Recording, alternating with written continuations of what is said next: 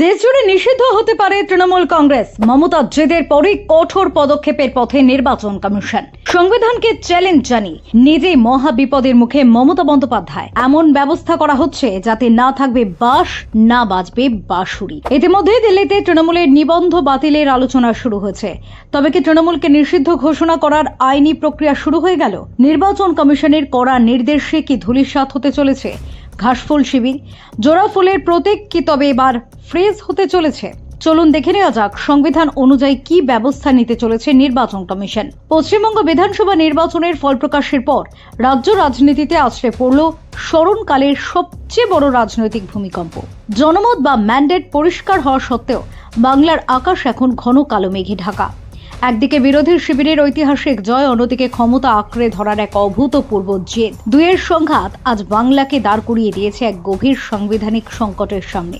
আজ প্রশ্ন উঠছে, জনাদেশ কি সত্যি শেষ কথা বলবে, নাকি ক্ষমতার অলিন্দে গণতন্ত্রের কণ্ঠরোধ হবে? গণতান্ত্রিক রীতিনীতি অনুযায়ী নির্বাচনের সংখ্যাগরিষ্ঠতা হারানোর পর বিদায়ী মুখ্যমন্ত্রী পদত্যাগ করেন এবং রাজ্যপাল জয়ী দলকে সরকার গড়ার আমন্ত্রণ জানান। এটাই দস্তুর। কিন্তু সূত্রের খবর, মমতা বন্দ্যোপাধ্যায় রাজভবনে গিয়ে পদত্যাগপত্র জমা দিতে অস্বীকার করছেন। জনাদেশ বিপক্ষে যাওয়া সত্ত্বেও তার এই অনড় অবস্থান কেবল এক রাজনৈতিক সিদ্ধান্ত নয়, বরং একে সরাসরি সংবিধানের অবমাননা হিসেবে দেখছেন বিশেষজ্ঞরা। যখন পরাজয় মেনে নেওয়ার সৌজন্যটুকু হারিয়ে যায়, তখন প্রশাসনিক কাঠামো ভেঙে পড়ার উপক্রম হয়। এই টালমাটাল পরিস্থিতির জেরে নতুন সরকার ক্ষমতা গ্রহণ করতে পারছে না, যা বাংলার ইতিহাসে এক কালো অধ্যায় হিসেবে চিহ্নিত হতে পারে। অন্যদিকে বিজেপির এই জয়কে বাংলার মানুষ দেখছে এক নতুন শুরুর ইঙ্গিত হিসেবে। বিশেষ করে শুভেন্দু অধিকারীর মতো লড়াকু ভাবমূর্তির নেতার হাতে দায়িত্ব যাওয়ার জল্পনা মানুষের মনে প্রত্যাশার সঞ্চার করেছে। বিজেপির পক্ষ থেকে দাবি তোলা হয়েছে, তারা জনগণের ভোটে জয়ী হয়ে এসেছেন এবং উন্নয়নই তাদের একমাত্র লক্ষ্য। 8ই মে কেন্দ্রীয় স্বরাষ্ট্রমন্ত্রী অমিত শাহের নেতৃত্বে যে বৈঠক হতে চলেছে, সেখানে নতুন মন্ত্রিসভার রূপরেখা চূড়ান্ত হতে পারে।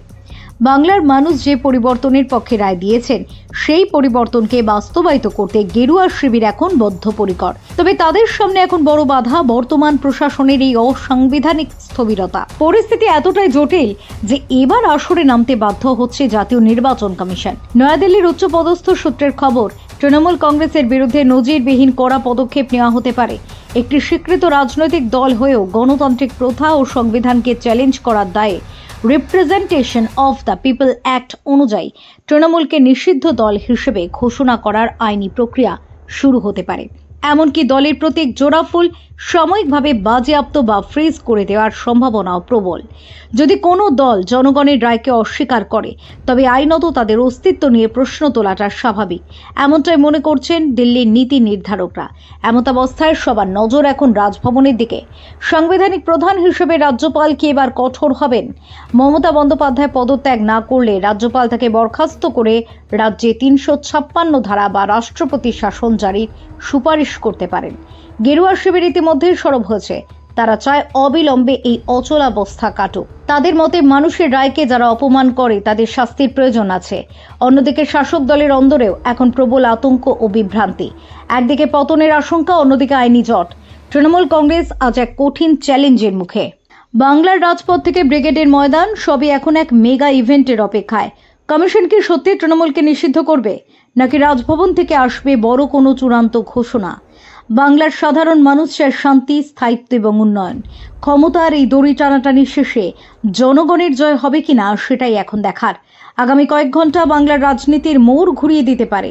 নজর রাখুন, কারণ সত্যের জয় হতে আর বেশি দেরি নেই। Bureau report, talk to time.